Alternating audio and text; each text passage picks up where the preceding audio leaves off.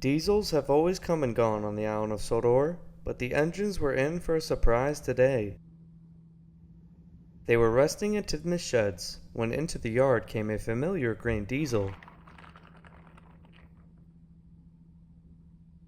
"Bouncing buffers," said Douglas, as the Diesel 261 rolled into the yard. "Disgraceful," said Gordon. "Disgusting," said James. "Despicable," finished Henry. "What are you doing here?" asked Thomas. The Diesel was about to reply when the Fat Controller spoke up. "I have brought Diesel back to the yard to help with the goods work. There were no other engines available. Now off you go, Diesel. Your train is waiting at the docks." Diesel 261 grinned at the other engines as he proudly left the yard. The Diesel soon arrived at the docks to collect his train. Duck was there, and was shocked to see him when he arrived. "Don't let any hats clog your air intake," he laughed. "Oh, bother that hat, but you steam engines will never understand. We are the future. A touch on the starter and I'm off." Duck rolled his eyes. "We've heard that before," he said, as he puffed away to tell Oliver the news. Diesel ignored Duck as he proudly left the docks.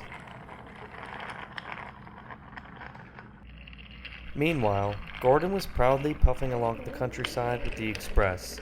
The passengers were singing his praises. Suddenly, something felt off.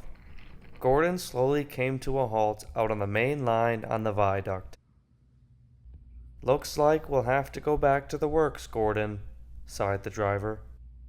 "Oh, the indignity," said Gordon. Back in the yard, the Diesel was resting in a shed after delivering his train. The Fat Controller walked up. He was in a great hurry. "I need you to rescue one of my engines. Gordon and the express are stranded out on the main line." Diesel roared into action, determined to impress the other engines. Diesel arrived at the viaduct and backed down onto Gordon. "Oh, why would Sir Topham Hatt send you, of all engines?" But to Gordon's surprise, the Diesel pulled him and the express away easily.